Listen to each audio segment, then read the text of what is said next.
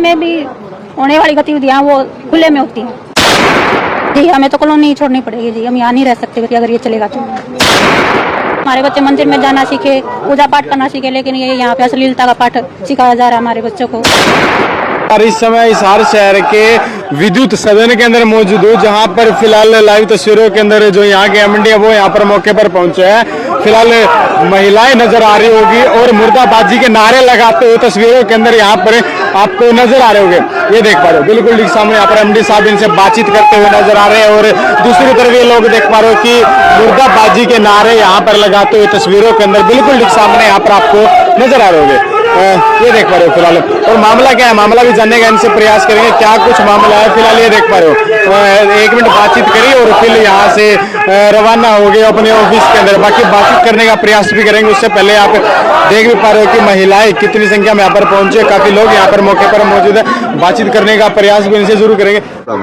Sir विवाद था नहीं था, ये हमें आश्वासन दिया गया था कि उच्च अधिकारियों के द्वारा कि इसके ऊपर हम जो आवश्यक कार्यवाही है वो करेंगे टेंडर के अनुसार, परंतु अभी तक वो कार्यवाही नहीं की गई है। लगभग महीना हो गया और इस दौरान हमने 2 बार एमडी साहब से मीटिंग भी कर ली थी। हमारे विद्युत नगर के कॉलोनियों की सम्मानित महिलाएं हैं, इन्होंने भी मीटिंग करी थी 2 बार एमडी साहब से, तब भी उन्होंने यही आश्वासन दिया था कि मैं इस पूरे वाकया को देख रहा हूँ, इस पर आवश्यक कार्यवाही करूंगा।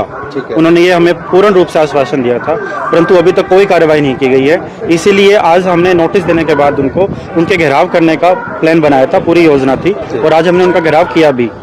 परंतु आज जैसे ही हमने उनका घेराव किया और उनसे पूछा कि 2 बार मीटिंग हो गई है परंतु अभी भी कोई कार्रवाई नहीं की गई है इसके विरुद्ध, तब उन्होंने यही अटपटा सा जवाब दिया कि ये कोई तरीका नहीं है मेरे से बात करने का।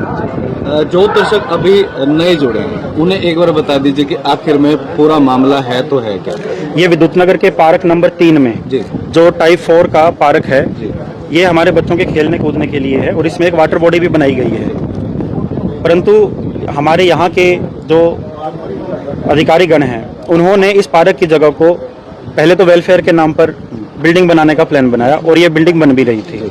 उस समय भी हमारे कॉलोनी वासियों ने और सभी यूनियन ने इसका विरोध किया था और हमें लिखित में आश्वासन दिया था। उस लिखित में आश्वासन है हमारे पास, जो उन्होंने कहा था हम वेलफेयर के लिए बना रहे हैं, एक लाइब्रेरी बनाएंगे, कैंटीन बनाएंगे यहाँ के एम्प्लॉइज के लिए। उन्होंने रिटर्न में दिया था हमारे पास, उसकी सारी प्रतियां हैं हमारे पास। परंतु पूरी बिल्डिंग बनने के बाद में इन्होंने इसको पूर्ण रूप से कॉमर्शियलाइज कर दिया है और यहाँ पर एक कैफे बना दिया गया। चलो कैफे अगर हमारे लिए बनाया होता, जहाँ पर हमें कोई सुविधा मिल रही होती तो भी सही था, पर हमारे लिए ये कोई सुविधा है ही नहीं। यहाँ पर बिल्डिंग बनाकर बिल्डिंग दी गई थी, परंतु अधिकारियों के साथ मिली भगत करके इसकी पूरी बाउंड्री को, पार्क की लगभग एक चौथाई हिस्सा पूरा का पूरा बाउंड्री बनाकर उसको कवर कर लिया गया है, अवैध कब्जा कर लिया गया है। पार्क की जगह में कमर्शियलाइज किया, पहले तो यही बहुत गलत काम किया इन्होंने। दूसरा कब्जा, एनक्रोचमेंट किया गया है, वो भी बड़े बड़े पर्दे लगा के, और वहाँ पे सभी तरह की अश्लील हरकतें होती हैं। उनके वीडियो भी इसने अपने खुद के ही इंस्टा हैंडलर पर डाल रखे हैं, इंस्टाग्राम पर, इस कैफे ने। विद्युत नगर के प्रेमिसेस में ये पूरी बिल्डिंग बिल्कुल बड़े बड़े अधिकारी, बड़े बड़े जो है यहाँ से गुजरते हैं इनके आगे से, क्या उनको ये सब चीजें नजर नहीं आती? उनको सब नजर में आती है। हमने उनको लिखित में शिकायत भी दी हुई है, कई बार दी हुई है, उनसे मिले भी हैं। हमें हमेशा यही आश्वासन दिया जाता है हम कार्रवाई करेंगे। ये मामला 14 फरवरी वैलेंटाइन डे के दिन शुरू हुआ था, जब यहाँ पर अश्लील हरकतों की परिकाष्ठा जिसे बोलते हैं ना, वो हो गई थी। उसके बाद में हम सभी कॉलोनी वासी एकत्रित हुए हैं और इसके खिलाफ हमने मोर्चा खोला है।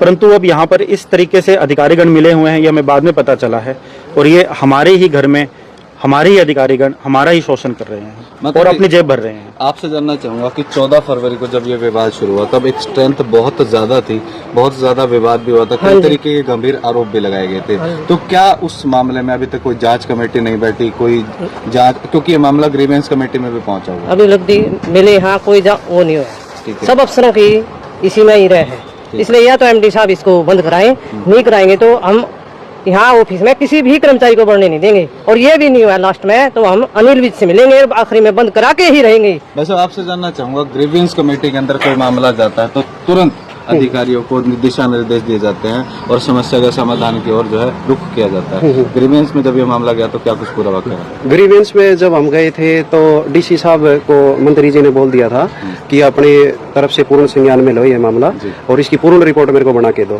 तो कुछ अधिकारियों की 4 दिन की ड्यूटी लगाई थी कि ग्राउंड रिपोर्ट और जो डॉक्यूमेंट है वो सारे सबमिट करवाओ, तो उनको हमने प्रोवाइड करवा दिया था। तो अभी उनसे बात हुई थी, वो बोले कि डीसी साहब कल तो थे कोई वीआईपी ड्यूटी पे, तो आज उनके पास पूरी रिपोर्ट पहुंच जाएगी। ठीक है। और जो हमने सीएम विंडो लगा रखी है, सीएम विंडो में ये बोल रहे हैं कि हमने अप्रूवल दे दी है इसकी। अप्रूवल वैसे देने का इनका तुक बनता ही नहीं, क्योंकि एनआईटी 2012 के अकॉर्डिंग अप्रूवल दे ही नहीं सकते हैं। ठीक है। और जो उसमें अप्रूवल जो इन्होंने उसमें डाल रखी कि हमने अप्रूवल दे दी है, उसमें वीवो अटैचमेंट जो डाल रखी इन्होंने, उसमें वो डाल रखी है इन्होंने 2022-23 का जो टेंडर की कॉपी थी वो डाल रखी है। अगर अप्रूवल दे दी इन्होंने तो अप्रूवल की कॉपी डालो ना उसमें, तो कॉपी डाल नहीं रही है। इसका मतलब इससे साबित होता है कि इन्होंने पैसे खा रखे हैं, सीधी बात है। ये तो आम आदमी भी बता देगा टेंडर देख के कि 261 गज जगह जो इसको दी गई थी, उसके अलावा इसने 1900 गज जगह घेर रखी है, फिर भी कोई अधिकारी कोई कार्रवाई नहीं कर रहा। इसका मतलब साफ है कि इन्होंने पैसे खा रखे हैं। तो समस्या तो पता चल गया, अब समाधान को समाधान तो ये है कि हम तो प्रदर्शन कर रहे हैं, जब से प्रदर्शन कर रहे हैं, यही प्रदर्शन किया था, उसके आगे भी किया था, लेकिन ये बहरे हो रहे हैं भाई साहब, कोई कार्रवाई नहीं कर रही है। ठीक है। तो कुछ और महिलाएं भी उनसे जान लेते हैं। मैडम, जब आप लोगों के जो आरोप है कि इस कैफे के अंदर कई तरह की असामाजिक गतिविधियां भी चलती हैं, जी बिल्कुल होती ऐसे है। में जब आपके छोटे छोटे बच्चे यहाँ से क्रॉस करते होंगे, देखते होंगे, चीजों को ऑब्जर्व करते होंगे, तो कितने का असर पड़ रहा है? उन पे सर बहुत गलत असर पड़ रहा है। बच्चे एक जो अच्छी चीज देखेंगे तो उन पे स्वाभाविक अच्छा असर पड़ेगा, और गलत चीज देंगे तो बच्चों का उनकी तरफ ही नजरिया वो होगा भी ये सब कर रहे हैं तो हम ये सब गलत चीज क्यों नहीं कर रहे हैं, ये सब अच्छी चीजें हैं। हम देना तो चाहते हैं अपने बच्चों को अच्छी शिक्षा, हम पास में ही मंदिर चाहते हैं हमारे बच्चे मंदिर में जाना सीखे, पूजा पाठ करना सीखे, लेकिन ये यहाँ पे अश्लीलता का पाठ सिखाया जा रहा है हमारे बच्चों को। क्या कुछ दिन ढलने के बाद नजारा रहता है वेदा कैफे के आसपास? नजारा तो यहाँ जी गाड़ियाँ खड़ी होती हैं हमारे क्वार्टर के आगे, उनमें बैठ के शराब पीते हैं लड़के लड़कियाँ, अश्लील हरकतें करते हैं। ठीक है। बिल्कुल बुरा हाल है। वो ऐसी ऐसी गतिविधियां होती हैं जो मतलब एक घर में मतलब बंद कमरे में भी होने वाली गतिविधियां वो खुले में होती हैं।